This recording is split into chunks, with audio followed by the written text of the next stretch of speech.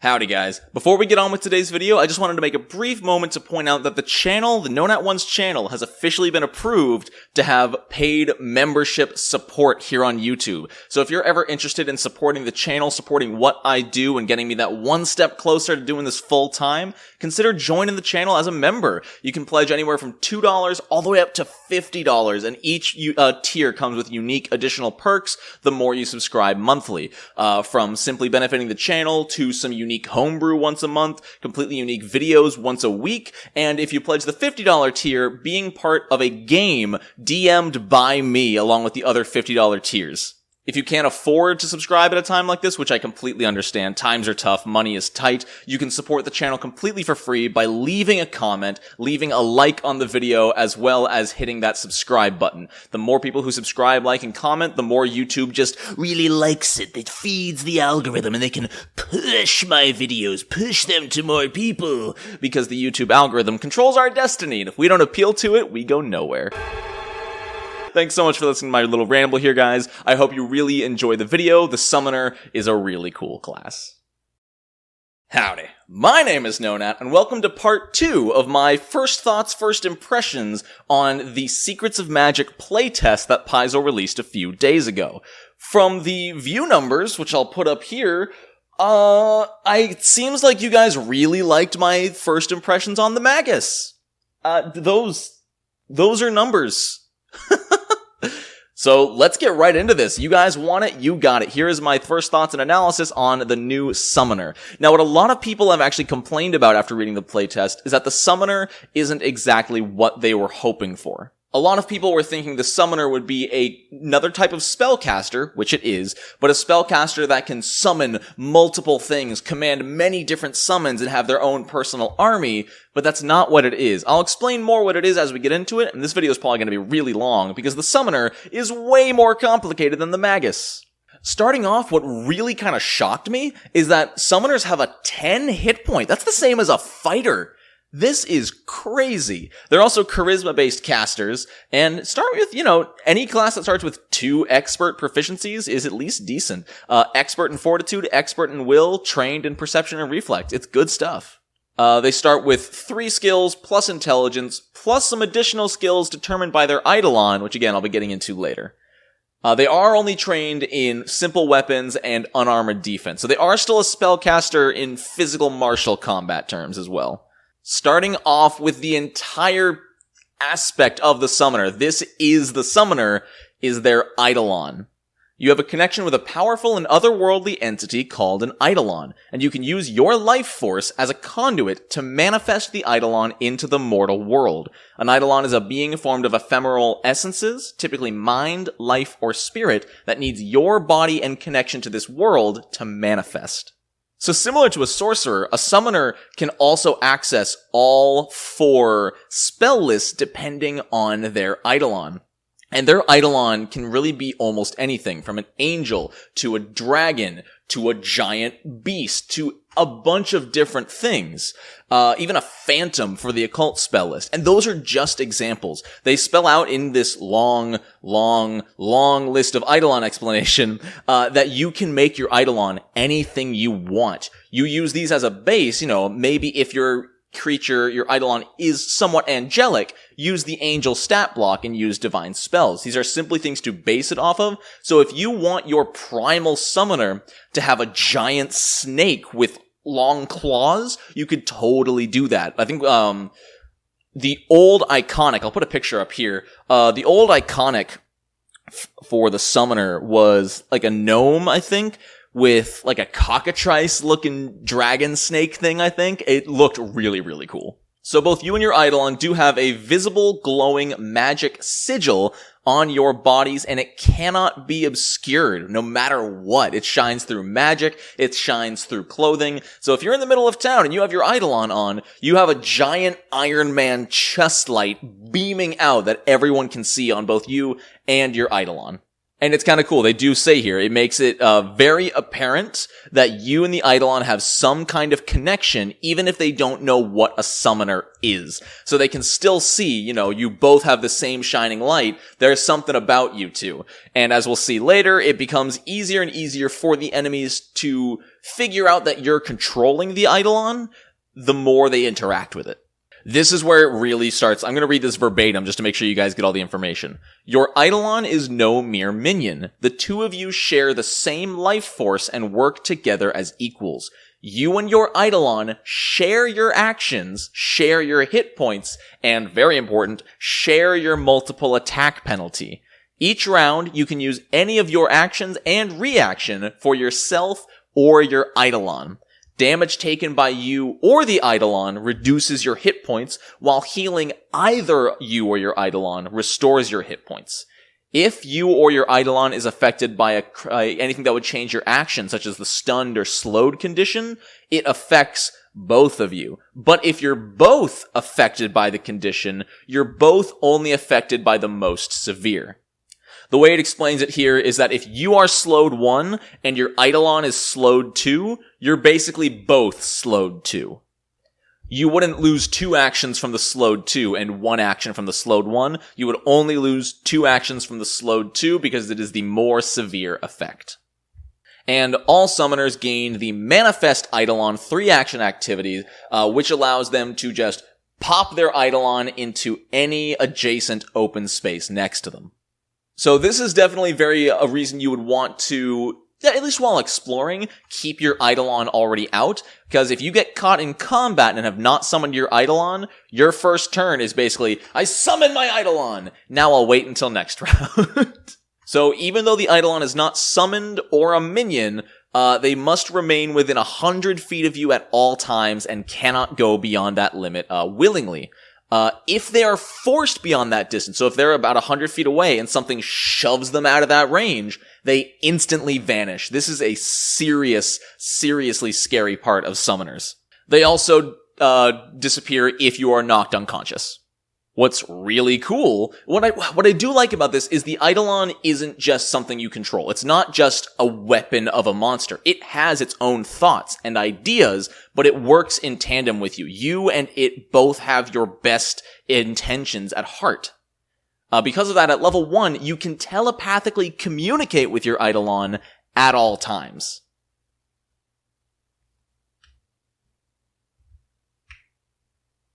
And this grants 2 unique actions. Act together. Once per round, you and your Eidolon each perform an action. This is kinda nuts, because this means at level 1, summoners effectively have 4 actions per turn.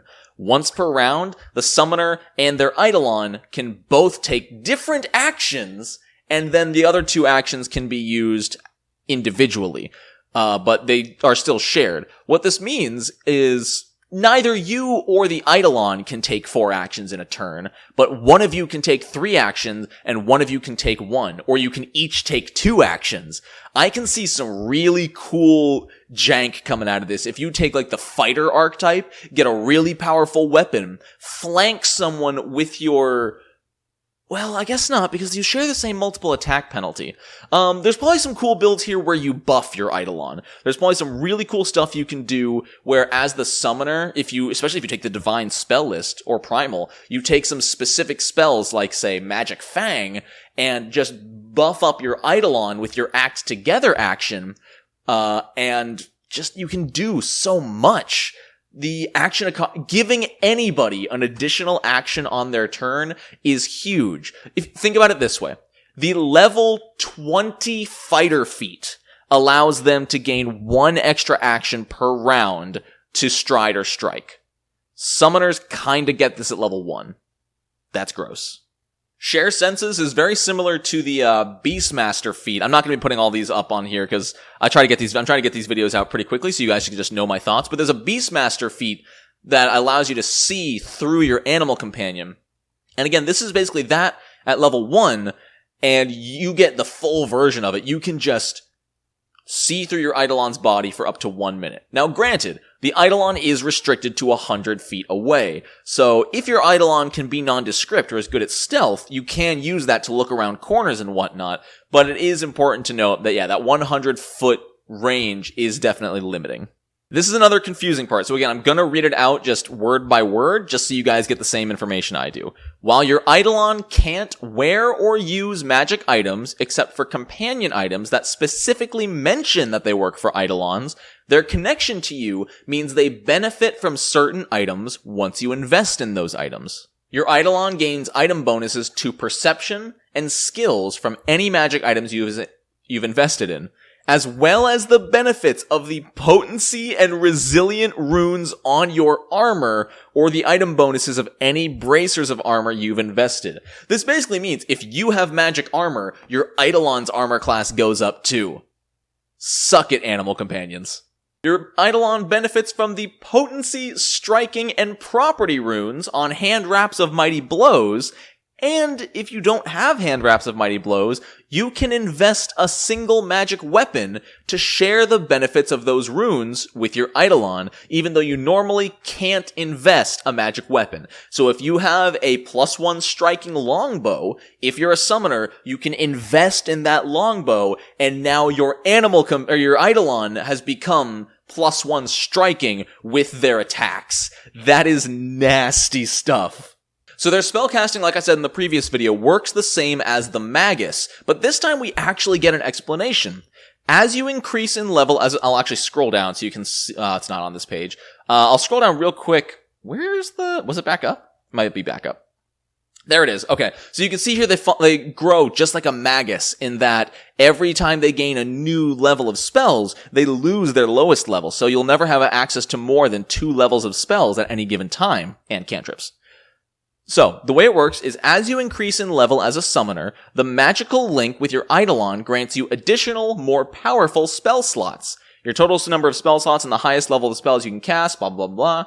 Because you draw magic from your connection to your Eidolon, you have no more than 2 spell slots of your highest level, and, if you can cast 2nd level or higher, 2 spell slots of 1 level lower than your highest spell. So that's why they grow this way. You'll only ever have 4 spell slots total every day.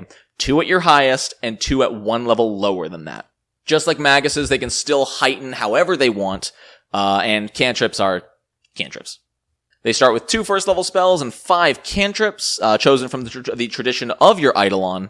And similar to the battle spells for a Magus, summoners get conduit spells, which just like that one, I will be going over after we get through the feats. Though this is adorable. You can regain them by refocusing to specifically connect with your Eidolon, such by having a heart-to-heart conversation, playing together, or meditation together on the nature of your bond. It's so cute, and I really want to play a summoner just for the roleplay with my Eidolon.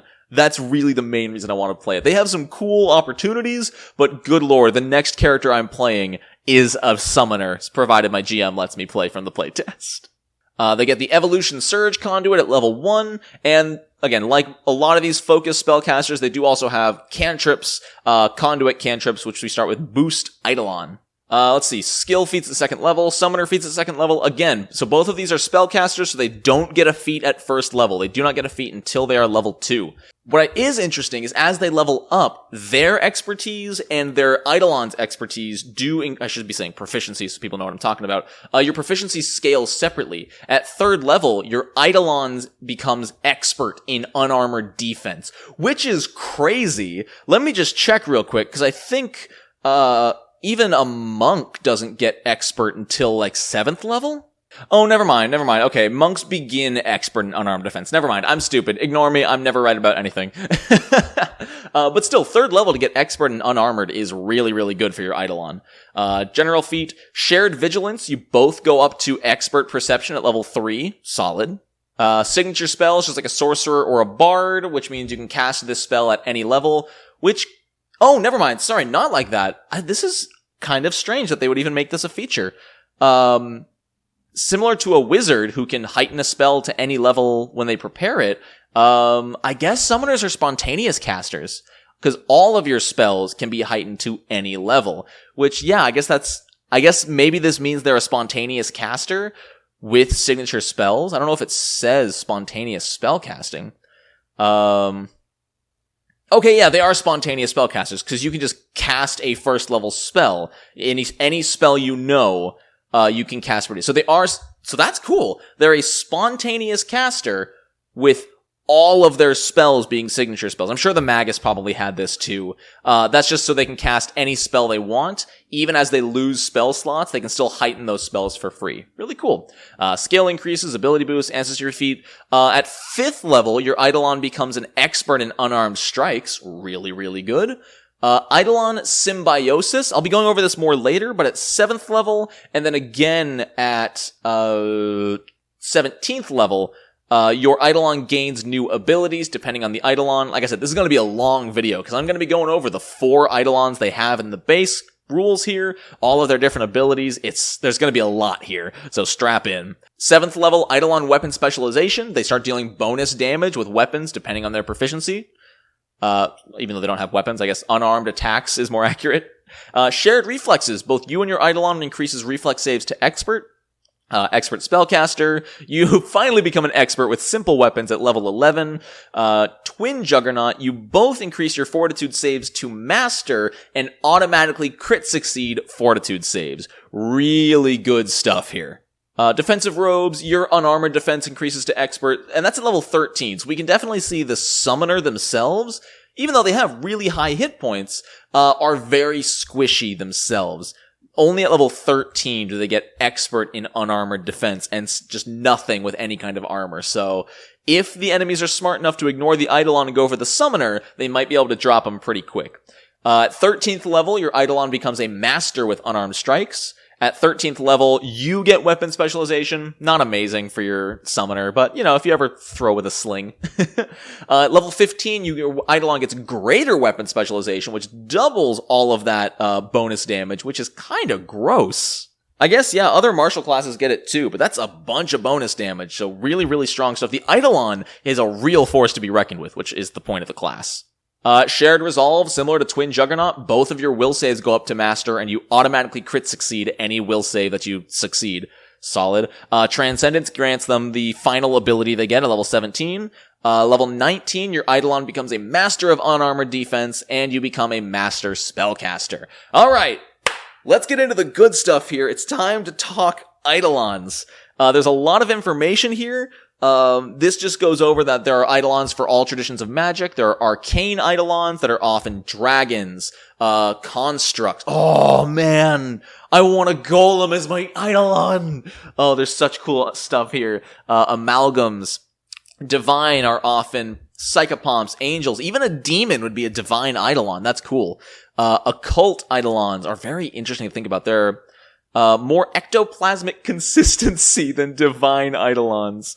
They're usually a spirit taking refuge with the summoner to avoid becoming undead. Damn, that's cool. Strangers from beyond mortal comprehension. Oh, that's so cool. Regardless of their nature, each occult Eidolon has a connection to a particular emotion. That's really neat. And then finally, beasts, plants, or fey creatures make great primal Eidolons. Or elementals. An elemental Eidolon would be fun. Proficiencies. Your Eidolon's level is equal to yours. They begin as expert in fortitude and will and trained in reflex. In addition, they are trained in unarmed attacks and unarmored defense, though as we see that increases pretty quickly early on. And all of your skill proficiencies are shared with your Eidolon. So anything you can do, your Eidolon can do, which means if you have a plus 15 bonus to diplomacy, you're damn sure your undead dragon Eidolon does too. There's a lot that goes into an Eidolon entry. A tradition, which is just the magic spell list. They have their unique traits, which we all know how traits work, hopefully. Alignment, which means, I believe, no, interesting. You do not have to share an alignment with your Eidolon, which could lead to some very cool interactions. If you're a lawful good character with a chaotic evil Eidolon, and your agreement is that as long as they help you, they get to just rip all your enemies apart. Maybe not with a lawful good, but maybe like a neutral good could make that work. I think that would be a really cool dynamic. If you're just this really good-hearted person with an Eidolon that just beats the ever-loving crap out of everything. Oh, that'd be fun. Their home plane, their size, whether they're melee or ranged, suggested attack. So this is what makes Eidolons cool and completely customizable. Each of your Eidolons will get, let's scroll down for a better example, a primary attack and a secondary attack. And I believe all of them have a 1d8 primary attack and a 1d4 secondary attack, and those can be anything you want. They have suggested attacks, like for angels it would be a fist or an unarmed attack shaped like a weapon kind of thing. Because maybe an angel can summon like a phantom hammer to attack with. And this is completely customizable. They'll always deal 1d8 primary and 1d4 secondary, but you can customize any type of primary weapon you want, as well as the type of damage it deals. So if you're a primal summoner and you want to have an elemental Eidolon, like a fire elemental, you can have their primary attack be like, I don't know, just a flaming gout at one enemy in melee range, and their secondary attack just be like a physical punch. I don't know. That one's harder to do because fire elementals can only do so much without actually casting fire magic. But yeah, completely customizable and flavorable however you want. They have their own starting ability scores, skills that your Eidolon has taught you, which are the bonus skills you get at level 1. Some might have unique senses, speak unique languages, have their speed, and their abilities, which they start with 1 and unlock more as you reach level 7 and 17. So starting off with the Angel Eidolon example, which is a divine, spell list. They have the Angel, Celestial, and they all have the Eidolon trait. They must be good. An angel must be good. Now remember, this does not mean your character has to be good. So, a chaotic neutral character with an angel Eidolon who's always trying to get them in line could be really, really fun. Their home planes are either Nirvana, Elysium, or Heaven. Interesting. Alright. They're medium. Their primary and secondary attacks, like I said, are always going to be the same. And they get 16 strength, dex, and con, as well as only 8 intelligence. I don't know why they made angels stupid. That's kind of weird to me. 12 wisdom and 10 charisma.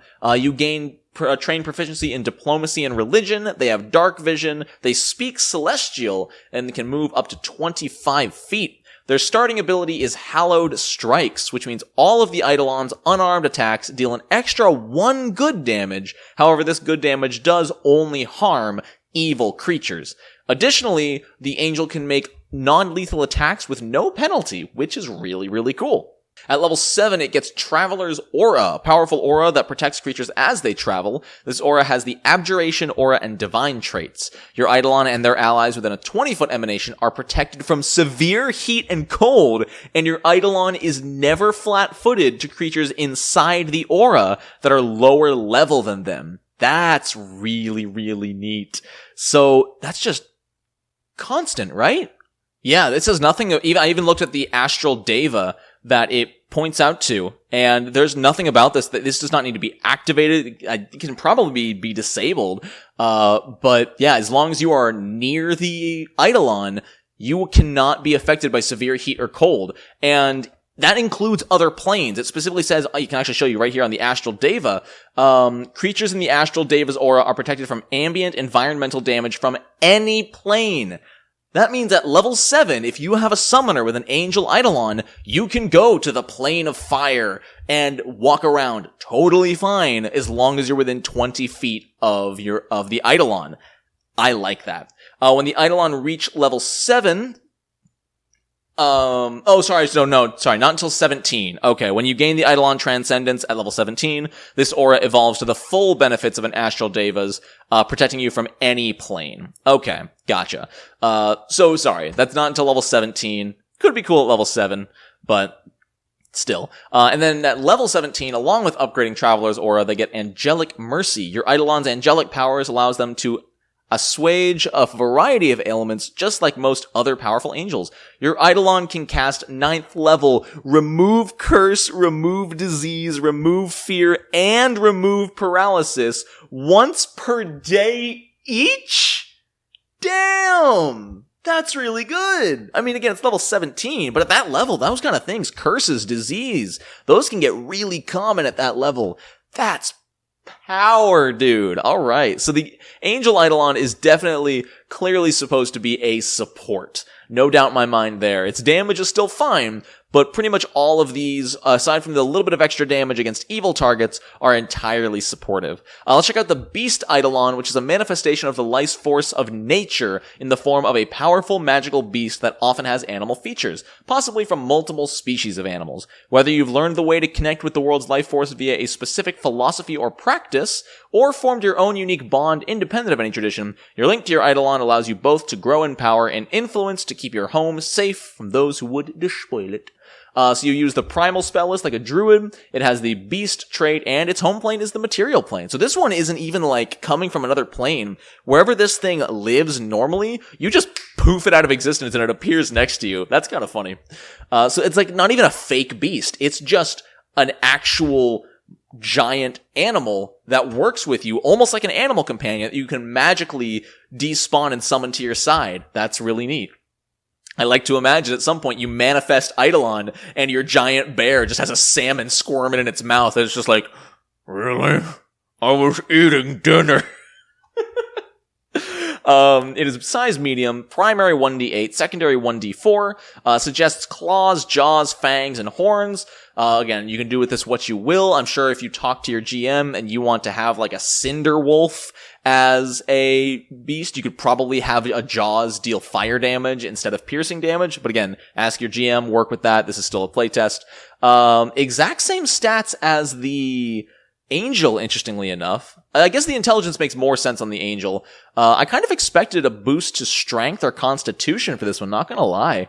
Probably constitution would be more balanced, that way it doesn't have an 18 strength. But it gives you trained proficiency in intimidation and nature. It has dark vision. It speaks Sylvan, which is cool. So it's an animal, but it can speak Sylvan, just for becoming your Eidolon. It gets 25 feet, and at first level it has Beast's Charge, which I believe is the same as the Boar Animal Companion. However, the Animal Companion doesn't get that until, God, what, level 5? Level 6? Level 8? I think it's level 6. Yeah, but still, 2 actions, stride twice, in a straight line specifically, make a strike and get +1 to the attack as long as they moved 20 feet. It's good stuff, you know, it's the perfect engage. Especially with the +1 bonus to the attack, this is something martial classes wish they had. Really good stuff there. At 7th level, you learn how to roar. Your Eidolon unleashes a primal roar for 2 actions, or another terrifying noise that fits your Eidolon's form. That's cool though, because that can apply, like, if you have a giant rattlesnake, and you use this action, your rattlesnake just... That's really cool.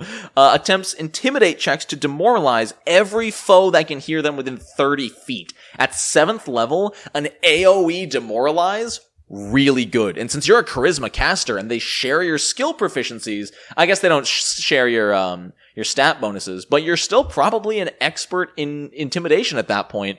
So even with a 10 charisma at level 7, that's what, a +11 to the roll? That's really good. And at 17th level, they get Whirlwind Maul. For 2 actions, your Eidolon lashes out in all directions and makes a strike with a melee unarmed attack against up to 4 enemies within reach. They can choose different unarmed attacks for each enemy. Oh, that's really cool. And they're all at the same MPA. Wow.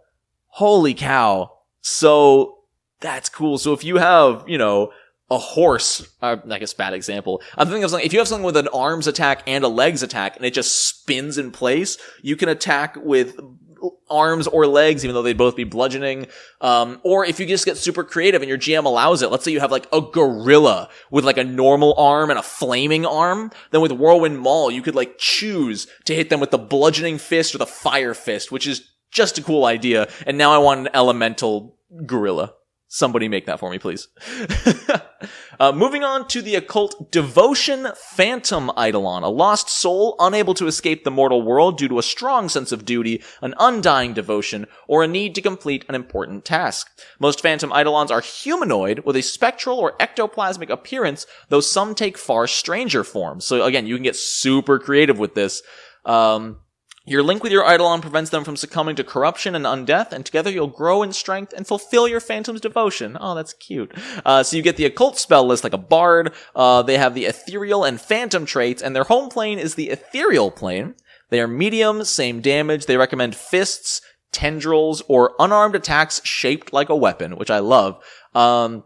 And this one actually does not have the negative to intelligence, but loses the bonus to wisdom, and just 16 across the board physically, and 10s across the board, I guess mentally. Skills, you become proficient in medicine and occultism. It has dark vision. I think they all have dark vision, because there's the dragon down there with dark vision. It speaks one common mortal language that it spoke in life. That's cool. So probably depending on the race of your Eidolon. So if it's an undead dwarf, then it probably speaks dwarf. Starting off, Dutiful Strike at level 1.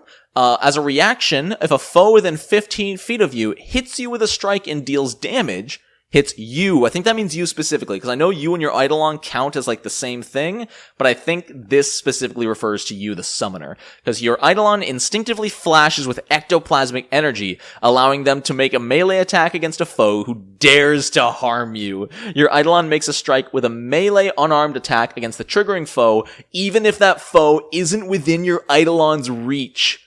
I totally missed the fact that the requirement that your Eidolon has to be next to you. Okay, so this is a little bit more niche than I thought. I thought the Eidolon could be anywhere, but no, the Eidolon does have to be right next to you. But if the foe is 15 feet away, your Eidolon can still make the attack. That's kind of cool.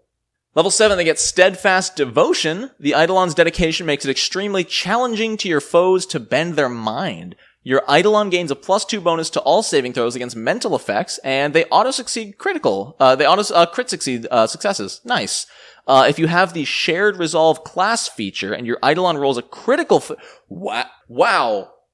So I think that's level 13 or 15. Once you are a master in will saves, your Eidolon can't critically fail a will save against a mental effect. That's crazy. Like, every class gets the ability to auto-crit a success somewhere, but the ability to never critically fail a specific check, I don't think I've seen that before. Let me know in the comments if I'm forgetting something. I don't think I've ever seen that on a character. Granted, it's just your Eidolon, but still. And this specific Eidolon. And level 17's Dedication Aura. After fighting together for so long, your Eidolon has become as devoted to protecting you and your allies as they are to their original cause. They gain a 20-foot Dedication Aura, which has the Abjuration Aura and Occult traits, same as the Angel's Aura. Whenever one of your Eidolon's allies within the aura, within 20-foot range, takes damage, reduce the damage by up to your Eidolon's Con modifier. You lose a number of hit points equal to half the amount it reduced the damage. That's just flat damage mitigation, dude!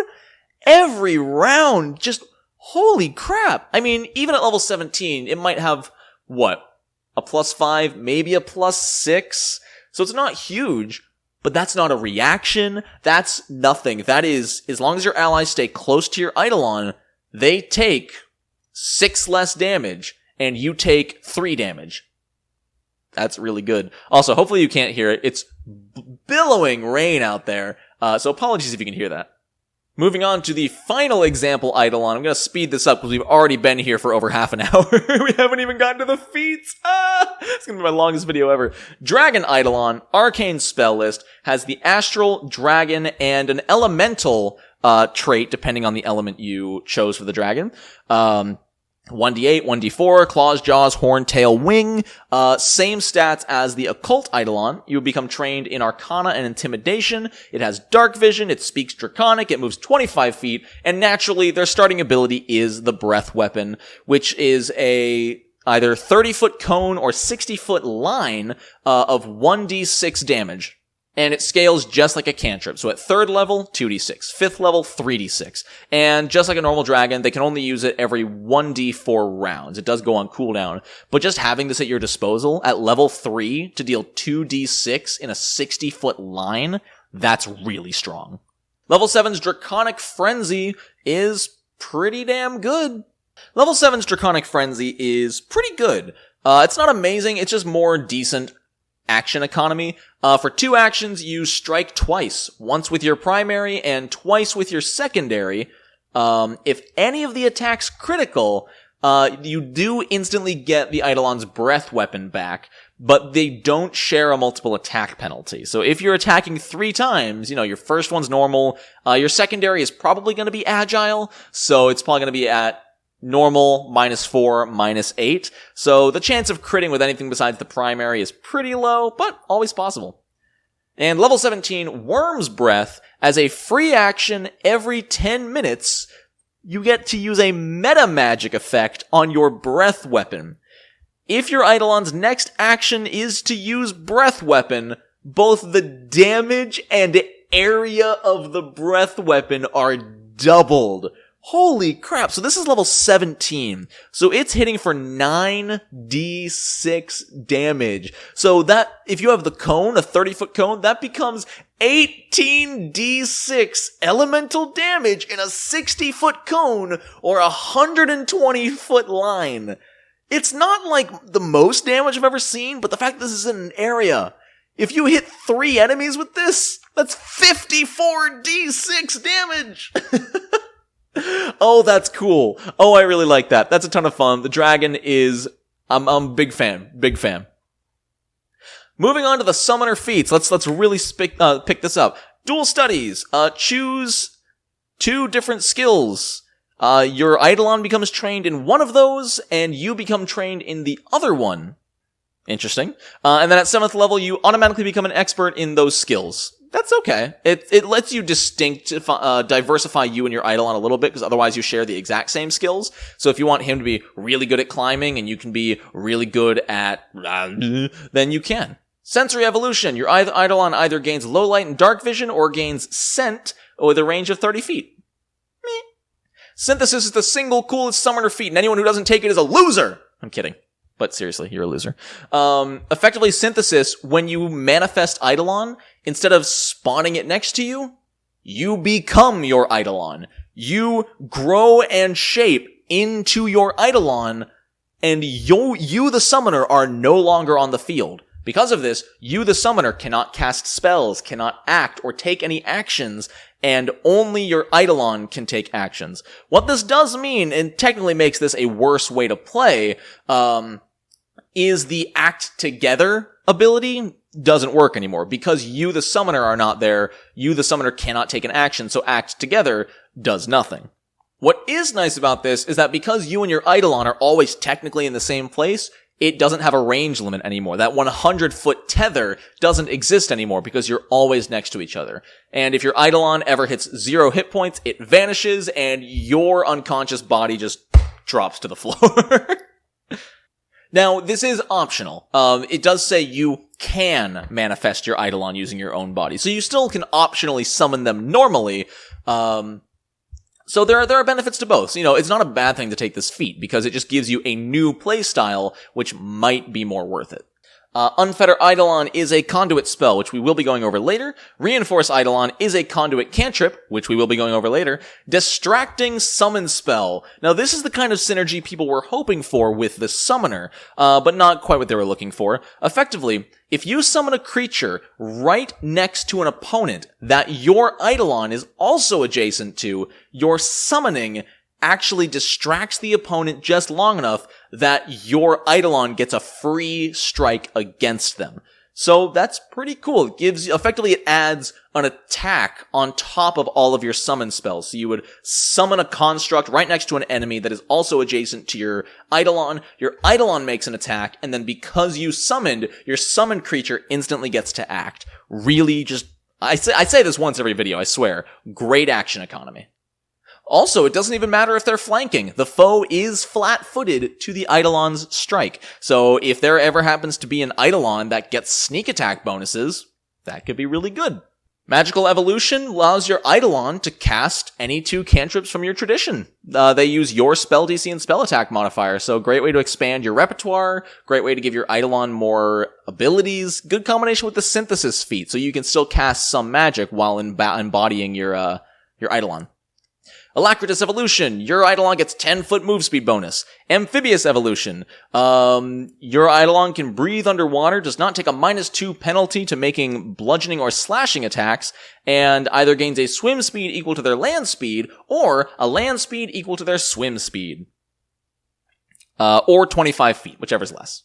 It's at this point I should point out some of the key terms that I sort of glossed over earlier. Eidolon is your Eidolon. Evolution is a specific trait on feats that alter your Eidolon's physical capabilities. Magical indicates a magical change to your Eidolon or something about the summoner's spellcasting. And Tandem's the big one. Tandems are actions that allow you and your Eidolon to act together. You cannot use these actions if you haven't manifested your Eidolon, or if your Eidolon is manifesting through your body. So, like I said, if you've synthesized with your Eidolon and it took your place, you can't use tandem actions. An example of the tandem action would be the act together. Which, the reason I'm bringing this up now is because acts together is really good. Let's give them something stronger at 2nd level, or was it 4th level? 4th level, tandem move. For one action, both you and your Eidolon can move. And there is nothing that says you can't use more than one tandem trait ability in the same turn. So you can now tandem move, act together, and still have an extra action left. This effectively, granted, 2 of these are only move actions, this still effectively at level 4 gives the summoner 5 actions per turn. They both get to move, they both act together, and then they have 1 more free action remaining. That's insane. This means that they can both move, both attack, and still have an action. So, I mean, honestly, I guess the way, I don't know, there's a lot you can do with this, there's a lot I can talk about this. This video is already 45 minutes long, and we have 16 more levels to cover, technically 8. Let's keep moving. Unarmed Evolution. Your Eidolon's unarmed attack evolves and gains a special trait. You can give one of your Eidolon's attacks disarm, non-lethal, shove, trip, or versatile for bludgeoning, piercing, or slashing. Just great options in combat to be able to disarm people, to shove people. Trip is a fantastic action, so good stuff. Climbing Evolution. It gets a 25-foot climbing speed. Hulking Evolution. Your Eidolon becomes large instead of their original size. And you can ride your Eidolon. Cavalier Summoner, anybody? Ostentation Arrival. When you summon creatures or manifest your Eidolon, there always seems to be an explosion. If your next action you take is to manifest your Eidolon or cast a 3-action summoning spell, it explodes and deals 1d4 fire damage per spell level, or 1d4 damage scaling like a cantrip for your Eidolon. So if you're level 5 and you manifest Eidolon, it deals 3d4 damage to all creatures except you in a 10-foot emanation. Now remember that you do have to manifest your Eidolon right next to you, so you effectively can attack something up to 15 feet away with this. It makes your manifest Eidolon action a little bit more viable in the middle of combat if you get caught out.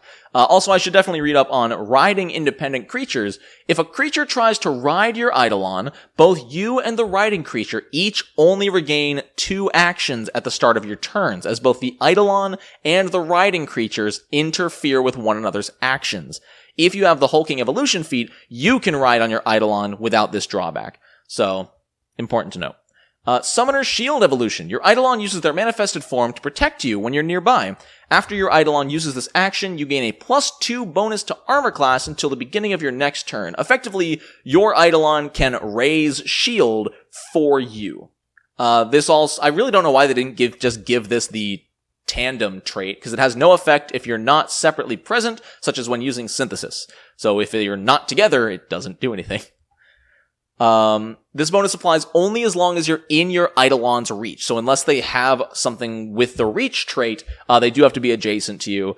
It's okay. It doesn't give the AC bonus to your Eidolon, but it is a lot of good flavor for your Eidolon to sort of be covering you and protecting you. I love that. Flickering Evolution. Your Eidolon has gained the ability to make their ectoplasmic form briefly less substantial to avoid attacks while scouting ahead. This is only for phantom Eidolons. Your Eidolon can switch from their normal form to a less substantial flickering form or quasi-tangible ectoplasm. While in this flickering form, they gain resistance to all damage equal to half your level, which at this point would be 4 resistance to all damage. Disgusting. However, they can't use any of their strikes or actions requiring a fully physical form like grappling, shoving, or tripping. Snapping back to their normal form is easier than diffusing them into a flickering form. Your Eidolon can switch back to their normal form as a single action, which also has the concentrate trait.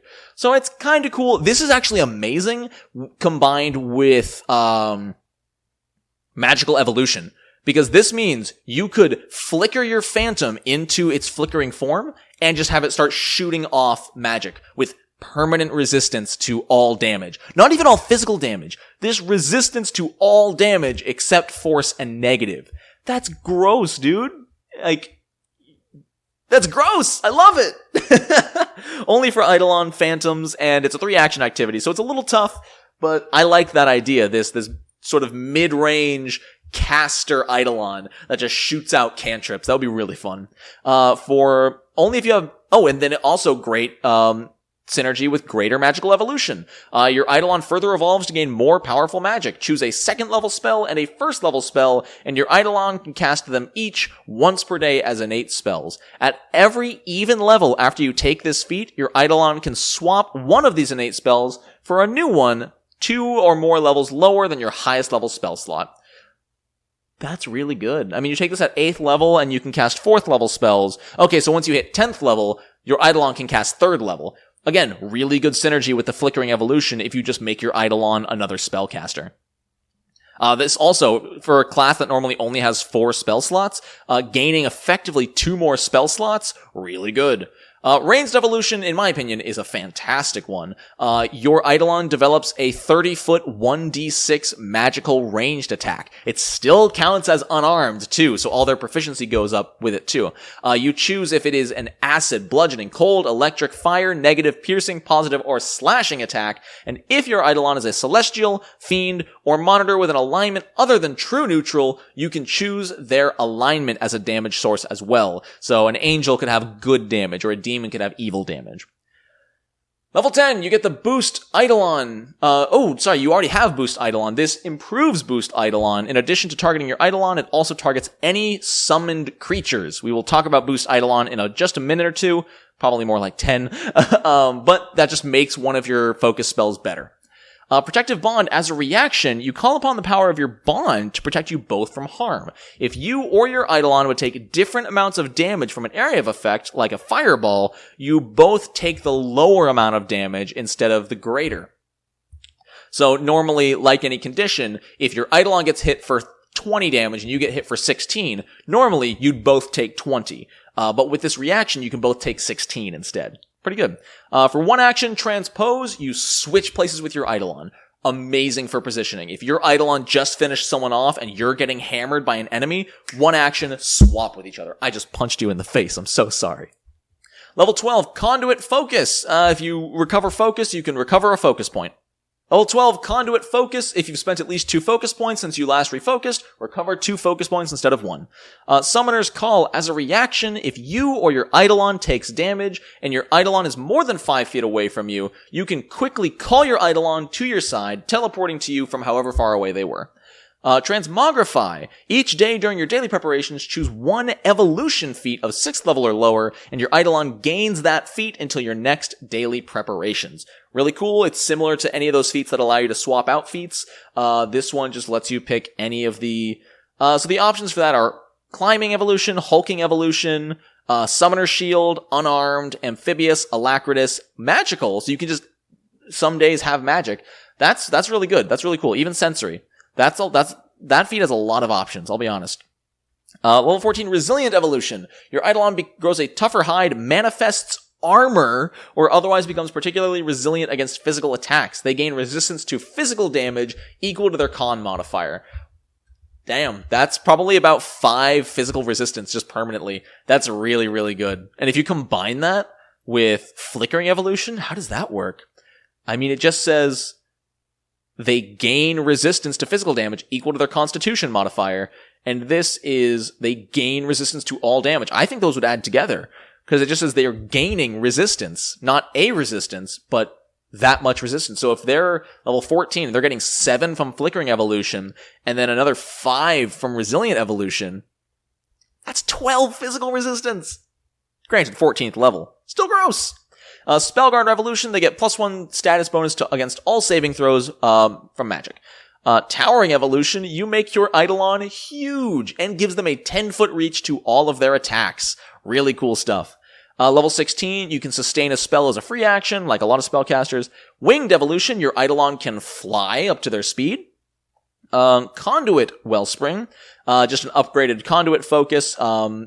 If you can just recover 3 focus points when you refocus instead of 1. True transmogrification. You have to have transmogrify as a prerequisite. You can make incredibly expansive adjustments to your Eidolon. When you apply your evolutionary feat from transmogrify, you can also swap out any number of other evolution feats you have, each for a different evolution feat of the same level or lower. This makes your Eidolon just a mech. You can take parts off, put different parts on, give it wings, give it armor, give it magic, give it shields. You are a completely customizable Eidolon. Gross. Twin Eidolon is probably my favorite summoner feat. You don't even need to have the synthesis feat, which kind of surprises me, but you become a copy of your Eidolon. In addition to your Eidolon's normal manifestation, you can call upon their powers to transform yourself into an exact duplicate of your Eidolon until it becomes unmanifested. You can't use this if you manifest your Eidolon, such as through synthesis. While a duplicate of your Eidolon, you use your Eidolon statistics other than your mental ability modifiers. So you use their strength, dex, and con, but you keep your intelligence, wisdom, and charisma. You cannot cast spells, which is unfortunate, but as a class with only 4 spell slots, it's a good thing to fall back on. You cannot activate or benefit from items that would not benefit your Eidolon, and you cannot use any actions your Eidolon can't use. Any spells you cast with a limited number of uses count against your Eidolon's uses. Okay, that's good to know. So you can't, even if you have the same spells as them with magical evolution, even if you both have the same spells, if you cast it in this form, it uses your Eidolon's spell slot, not your own. And you can manifest your Eidolon again to end this and return to your normal form. It's cool. It's neat. I actually, the more I look at it, the more I think, maybe it's not the most useful thing in the world, just because you're still sharing actions and you still share a multiple attack penalty. So maybe it's less good than I thought, especially since you still share spell slots and everything. It's cool for roleplay. If you have a dragon, you turn into a dragon, it's terrifying. But at that point, because you share a multiple attack penalty specifically, this is a lot worse. Level 20, Eidolon's Avatar. You must have an Eidolon from a plane other than the material, so primal, you complete your complete connection to your Eidolon and your Eidolon's growth alongside you into a being of great power. Grant you special privileges within another plane. Once per day, you can plane shift as an innate spell of your Eidolon's tradition, but only to travel to the plane of origin of your Eidolon. When you cast it this way, it takes 1 minute. Your link to your Eidolon is a sufficient tuning fork for the spell, and you appear exactly where you want to be. If you're on your Eidolon's home plane due to this spell, you can return to the point you left for a single action. That's cool. It's a little niche, for a level 20 ability. It's great for roleplay. If your Eidolon ever wanted to show you their home, or you wanted to visit their home, it's a really cool roleplay opportunity for a level 20 feat. And then the other one is Eternal Boost. You link with your Eidolon is so intense that you can always boost your Eidolon. You are permanently quickened, but you can only use your extra action to cast Boost Eidolon or Reinforce Eidolon. While in Exploration mode, you can declare that you're also continually casting Boost or Reinforce Eidolon even when using a different exploration activity. If you do, even before your first turn in a combat encounter, the cantrip is active as if you had already cast it. That's really good. Now, let's look at what these actually do. Starting off with the starting cantrip Boost Eidolon, for 1 round and 1 action, you focus deeply on the link between you and your Eidolon and boost the power of its attacks. Your Eidolon gains a +2 status bonus to damage rolls. If your Eidolon strikes deal more than 1 damage die, the bonus increases to 2 per weapon damage die. So, not bad. It spends an action, which is a little much. You can't even sustain it, because it just gets recast each round. So even if you have the free action sustain a spell, it doesn't work with this, so it's not a huge damage increase, but if you have nothing better to do. For 1 focus point at level 1, Evolution Surge, for 2 actions, you flood your Eidolon with power, creating a temporary evolution in your Eidolon's capabilities. It either gains low light and dark vision, which I think they all have dark vision. It gains scent. It can breathe underwater. Basically, you can give it one of the early game evolution feats, and then it auto heightens to give you access to the other evolution feats. So it's similar to the Transmogrify feat, but this is only for 1 minute. So it's good. And this, alongside the Transmogrify feat, really lets you just, on the fly, pick and choose what you want your Eidolon to have. It's cool. It's I believe you start with it completely free, so it doesn't even matter. There's nothing bad about taking it because you always get it. So just a good option to have. You just always have these options. Really cool. And this definitely makes the transmogrify feat a lot worse. Because, you'd think, oh, I want to have today I want to give my Eidolon wings because I want him to be able to carry me up this steep cliff. But instead, you can just cast Evolution Surge, give him wings for 1 minute, and just fly up the steep cliff. Reinforce Eidolon is the other level 1 cantrip. You focus deeply on your link and give it a +1 status bonus to armor class and saving throws, and resistance to all damage equal to half the spell level. So that's never going to be a whole lot. Even at level 20, the cantrip's only going to be granting 5 resistance, but again, it's a cantrip. It's still decent, and, 1 damage resistance at first level is good. Sadly, that will not get raised until even levels. No, honestly, it won't even get raised, and it's not going to provide a lot. The +1 to armor class is what you're really going for here. Even at level 5, this is only going to be giving 1 damage resistance. It doesn't go up to 2 until level 6. So, pretty brutal. Because remember that it's not your level, it's half the spell's level. So at level 7, sorry. At level 7, it will become a 4th level spell, and then increase resistance by 2. So, you do it for the armor class. The resistance is just a slight benefit. But at least it's to all damage, not just physical. Also, you cannot have boost and reinforce Eidolon at the same time. And the final focus spell, and the final thing we're covering here today in this 1 hour long video, is Unfetter Eidolon. For 2 actions, you loosen the link between yourself and your Eidolon, allowing them to travel farther from you for a short period of time. For 1 minute, it can travel an unlimited distance away from you, and if they are more than 100 feet away from you, at the end of that minute, the spell ends and your Eidolon instantly unmanifests. It doesn't get warped back to you, it just disappears. Great for exploration and sneaking around. And that is my analysis of the Summoner. I wish I was able to give more thoughts and opinions, but this just went for so long. Once we got to the feats and it was already 40 minutes in, I'm like, alright, we gotta get through this. But I do want to hear about your thoughts on the Eidolon. Do you plan to play one? Are you amazed and excited? Are you let down? A lot of people were let down by the Magus, which kind of surprised me. I loved it. But I want to hear your thoughts, what's your plans, and also, if you're not going to comment anything, I have something for you. It's a comment question of the day, guys. I want to hear about your creative Eidolon ideas. I want to hear about your craziest, zaniest options you're going to be making for an Eidolon. Let me know about your crazy chimera angel monsters that you plan to run and your attacks and abilities you might give them. I like it. I love hearing from you guys. Like I said at the beginning of the video, if you want to like or subscribe, it really helps me out a ton and I appreciate it. We just popped 2,000 subscribers, by the way, so let's get some, that was loud, I'm sorry, hype. I appreciate you guys so much, and I appreciate that you guys love these videos. These are a lot of fun to make. Maybe I'll do some more on other stuff in the future. Who knows? But I hope you have a wonderful rest of your day.